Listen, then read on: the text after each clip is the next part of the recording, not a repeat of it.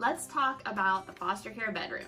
Now, before I welcome you in, I want to let you know that I have cleared the space of all the personal items of the kids in our care.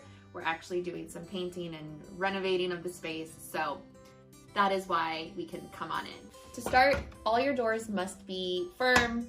You can't use curtains or shutters, no locks on the outside. I just put this up, but if you are welcoming in a kid, I always love adding a sign, also just to help them know where they are supposed to go. Every agency and department is gonna have different rules about how many kids can fit in a room. So ours will allow up to 4. Now we max at 2, that's just sort of what we do. We use a lot of furniture that can be changed, so the beds can be taken down. We also have convertible cribs and toddler beds so that if we need to change things around, we can. Right now it's set up with 2 twins, which would be for older kids or younger kids. You can add bumpers or those railings to the beds to help if they're still in transitioning. Some places will allow bunk beds and some won't. So be sure that you're asking, because some counties just have ruled them a no-go completely. Generally speaking, kids should have space to sleep, no sharing beds. They should have drawers that they have just for themselves, and then closet space. So we actually have 2 closets in here. We decided to make some calm down area, so if someone is really dysregulated, we have a safe place where they're not gonna get hurt. Obviously, we're there with them. And then for older kids, we do keep a fridge and then some different storage spots. A lot of kids that come into care are coming from food insecurities or maybe have experienced punishment around food. So we are very open in our home about when and where kids can eat. I find, and when I work with a lot of families, if you are not allowing kids to keep food in their room, they may end up hiding it. So I just say embrace it. I have a fridge, I keep snacks, shelf-stable snacks, and then I also have a trash can with a lid on it that I'll show you in a second. And so I will tell the child, here's how we need to keep our food so it doesn't get moldy or we don't get bugs. I will help you keep it clean, or you can do it yourself. So kind of just let them know that you will need to come in if they're not keeping it clean. So when a child first moves in, I put out basic bedding that I have, just general colors that could work for lots of kids. And I also keep a bunch of just random stuffed animals that I just keep in the closets and bring out. Of course, when kids move in, I allow them to pick out their own bedding and comfort items, whatever works for them. I have weighted blankets on both beds. Those seem to be helpful for all kids. And another thing I do is I allow kids to personalize the space with the wall decals. I find that the wall decals are much safer than having the nails and hooks and the frames, especially if you have a kid who is getting dysregulated and maybe throwing things. I try to make the bedroom a very safe space. Just other small things, I keep a ton of books. I also have a lap pad, so if kids are doing work or want to be alone and do homework or eat, I keep that in here as well. And then I have just a variety of light options. This seems to be something that's always changing, and every kid wants something different, so I have accumulated a lot.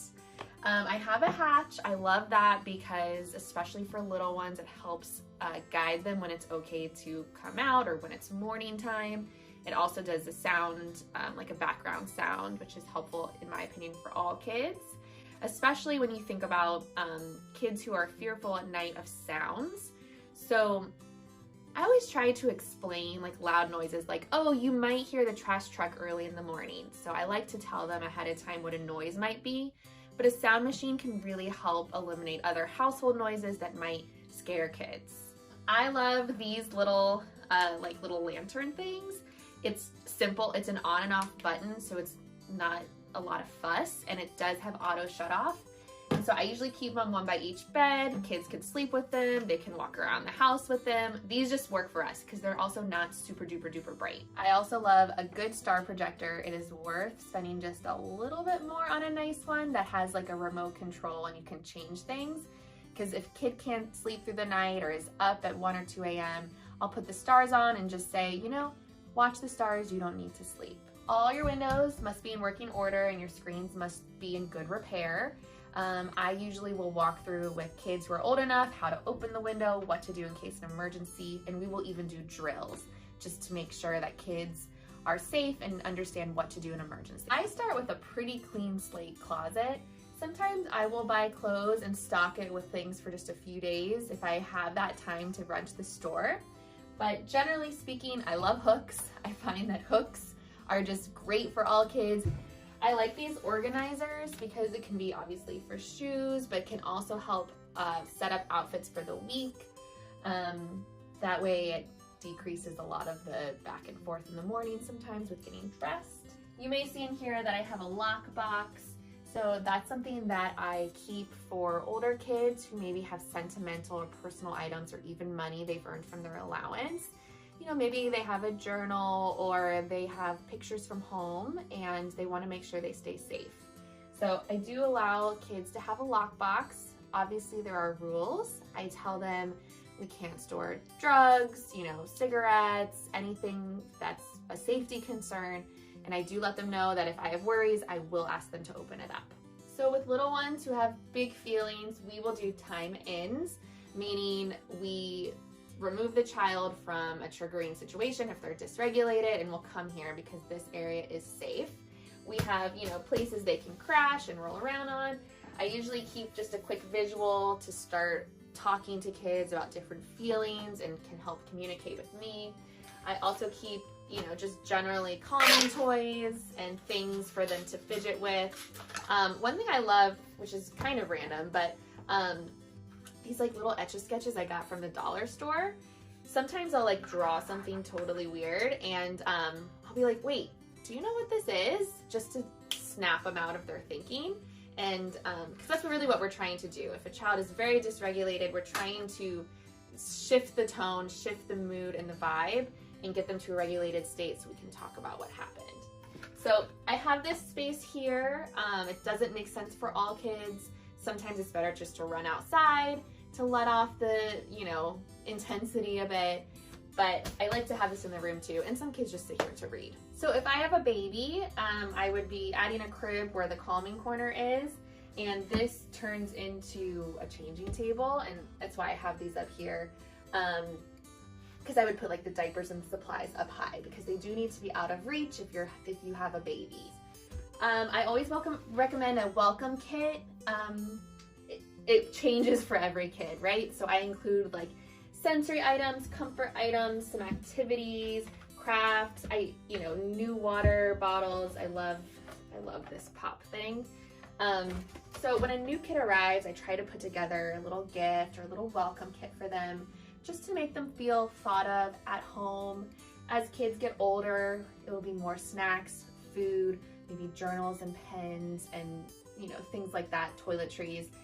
I try to keep all of the items in the bedroom soft or not having harsh corners the best I can. You can see I've added some like corner things here, but even the laundry I try to keep soft. And that's really because sometimes kids, like I said, can be dysregulated, and I want to make sure there's a space that is safe for them. I love anything that makes my life a little easier.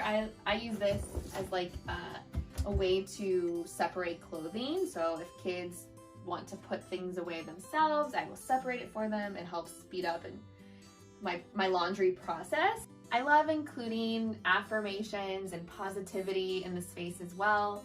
And so because we have little ones often, I use images for affirmations and I'll do it with them. Remember, all of the general safety rules definitely apply to the bedroom. So non-slip rugs, all your outlets are covered. Be mindful of the cords and different lights as well.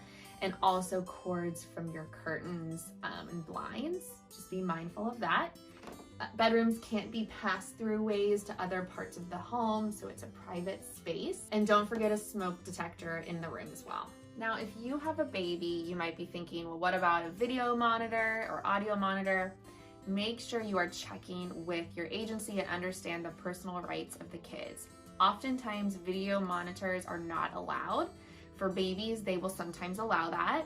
You can typically use audio monitors. We don't have any set up right now at this point, but look for those and ask those questions and make sure you're respecting the rights of the kids.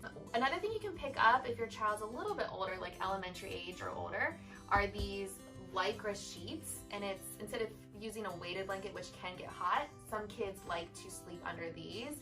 It can really help them feel tight and secure and safe, reduces anxiety, and also helps a child if they're neurodivergent because it gives you that sensory input all night long. Also, don't forget the stickers on the ceiling. We have like the moon, the stars, you know, just remember back to my own childhood. I really loved those, so we decided to include them. Another tip that was really helpful for us is to double make the bed. So essentially you have a mattress protector, the fitted sheet, top sheet, and then you do it again, mattress protector, fitted sheet, top sheet. And what that does is it helps you in the middle of the night if there is a potty accident in bed. You don't have to remake the bed entirely. You can just strip the bed and it's good to go. It saves a ton of time and also makes sure that the child has a clean place to sleep almost immediately.